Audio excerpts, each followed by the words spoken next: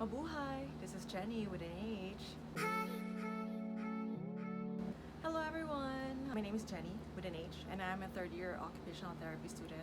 If you're a new viewer today, welcome to my channel. Most of my videos are about OT school and travel and just regular things that we do everyday life. Face masks right now and all the fun things which are called our meaningful occupations. So these are the things that we do in everyday life, but I'm not gonna do OT today, semi related to OT. So I decided to do this video because we have a project in school. It's called service learning, and we basically, for our group, we provide services for children who are in foster care, or kinship care. And so for the day that I'm leading my sessions for group, I am doing coping skills or strategies slash things that will help these kids or these attendees or us to cope and to redirect our negative thinking and express through art or the things that we love to do. For me personally, I like doing art and music and other creative things that help me process and practice mindfulness. So today's video is just going to be a basic introduction to a couple of things that I suggest or I would like to teach the kids. Number one is calligraphy. I started learning calligraphy last year, I believe end of 2018, and then continued 2019. And then right now, I'm not gonna say I'm a pro, but I practice it regularly, and as much as I can, I incorporate it in my notes at school. Also, I like painting. I'm not a pro as well. I'm still a beginner with watercolor, but these are just the things that I would like to share to the kids and tell them, or at least educate them about the benefits of practicing meaningful occupation and coping strategies. These could also include exercises, cooking, baking, going out with friends. Unfortunately, right now we're not going to be able to go out with friends that are outside our household because of the restrictions that we have due to the lockdown and the quarantine. But there are also other things that we can participate in at home. So talk to our friends through Zoom or FaceTime or those other fun things. But anyways, bottom line, I would like to share some of my hobbies or leisure activities. And today's video will be about calligraphy and watercolor painting. If you have any questions, feel free to let me know. Comments down below. If you do like this video, don't forget to give it a thumbs up. Also, feel free to share it with your families and friends who would like to learn more about occupational therapy and calligraphy and watercolor painting. And also, don't forget to hit that subscribe button to get more updates on the fun things that we do in our life. And if you just want to chat, feel free to follow me on Instagram at Jenny_Berry_OT. Stay safe, everyone, and I will see you on the next video. Salamat! I want you to go through the steps with me as I talk about them one item at a time. So grab your materials and let's get started. We're going to start with our watercolor activity, our background, and allow it to dry, and then work on our calligraphy, and then get back to painting once again. So you're going to put the washi tape on all the sides or edge of your paper. This allows the water to stay in place and to avoid it from running off from your paper to the table. It also helps you keep your paper crisp and avoid it from folding as you soak it in water. And then you're going to grab your paintbrush and wet it with water. Also blot it on the paper towel to make sure the water is evenly distributed in your paintbrush. Now we're going to start with our background. The first color is yellow. So you're going to put water on your watercolor, and then you're going to stroke it or brush it in the middle of the paper.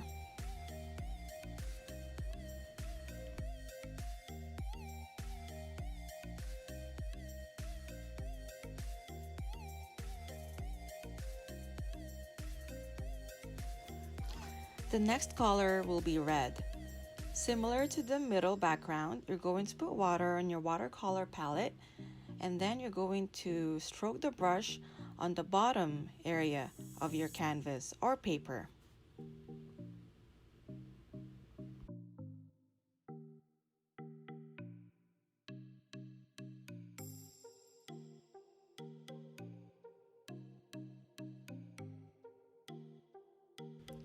Once you are close to touching the yellow background, you're going to blot your paintbrush to remove some of the excess red paint on your paintbrush, and then add more water and try to blend yellow and red.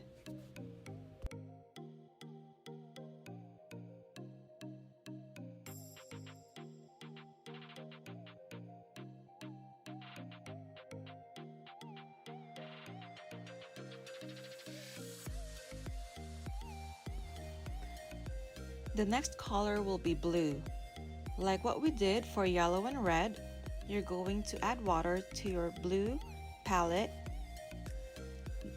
In my painting, I added purple and blue and a little bit of black to make the sky look darker. Once you find the color that you want, you're going to do the same thing and brush the strokes on the top portion of your paper.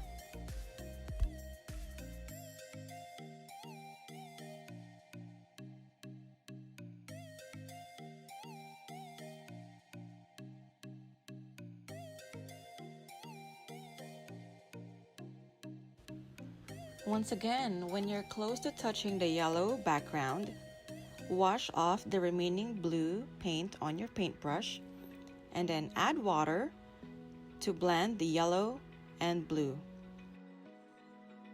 Open eye, feel the waves cut through me, hypnotized by the sounds I'm breathing in. Hold tight, chemicals collide. Hold tight. Now we have our background. We're going to put our paper on the side for a little bit to let it dry. And then we're going to work on our calligraphy skills. Grab the marker that was provided in your packet, or you can use the Crayola Super Tips or the jumbo markers, where the tip is pointed or in a cone shape. We are going to start with the downstrokes. With calligraphy, remember that every time you write downwards, you're going to put more pressure, which will allow you to make thicker lines. For the purpose of today's activity, I want you to use the same marker for all the drills that we're going to go through. Next one will be upstrokes. Every time you write upward, make sure to put less pressure to make thin lines. Next one, we're going to combine the thick downward strokes and the upward strokes. Remember to put more pressure downwards and then less pressure upwards. I'm going to show you the patterns or the drills that you can do at your own time. You don't need to do them right now. Continue to practice the downwards and upwards stroke with more pressure downwards and less pressure upwards. Spend the next couple minutes practicing your thick downwards and thin upwards strokes. You can choose among the drills that was provided above and pick the one that you are most comfortable with.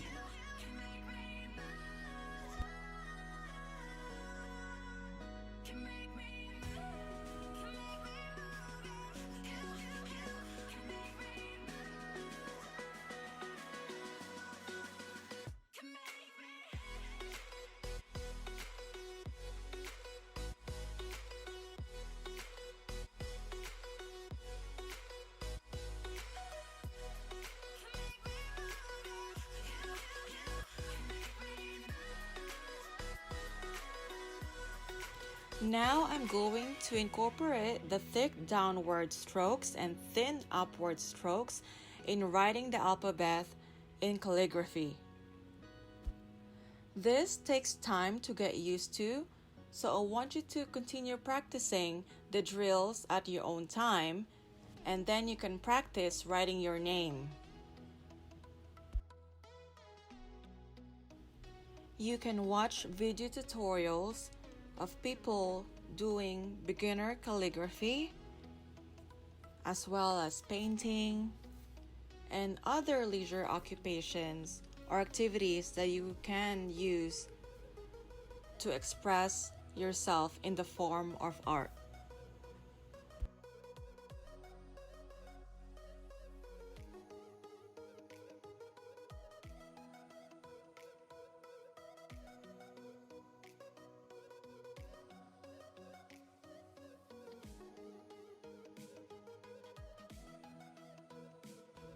If you can, now I want you to try and practice writing your name in calligraphy.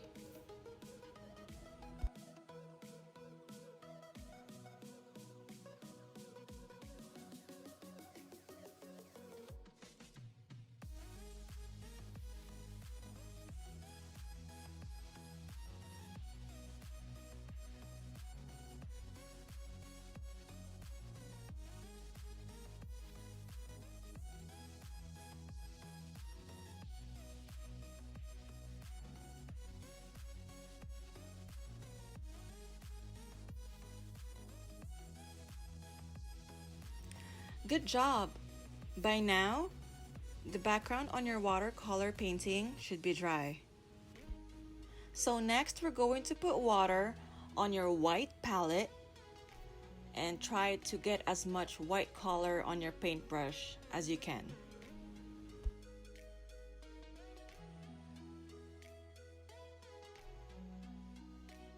Try to add water enough for your paintbrush to be a little bit soaky and drippy.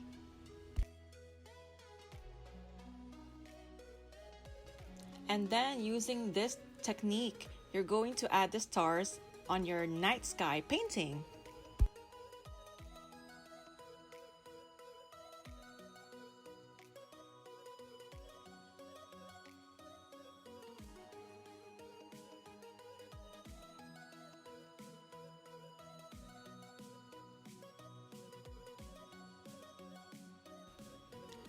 The next color will be black or brown. Add water to your black or brown palette and try to get as much color or paint as you can on your paintbrush. This will go on the bottom of your paper. Be careful not to drip any black or brown paint on the other areas on your paper. Now we are painting a silhouette or a shadow of a land or ground, where you will put your cactus tree next. You can add more paint to cover the red background color that you have painted earlier.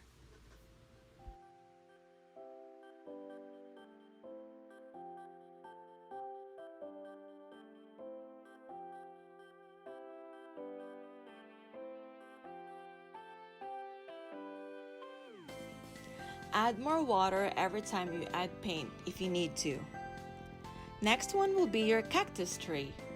You're going to draw a silhouette or shadow of a cactus tree. Since we're in California and San Bernardino, where we have a lot of desert and cactus. But you are not limited to just painting this tree. Feel free to add any item that you would like to put on your painting.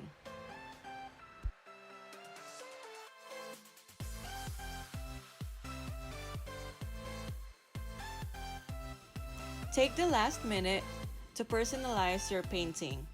Add whatever you want to make it your own masterpiece.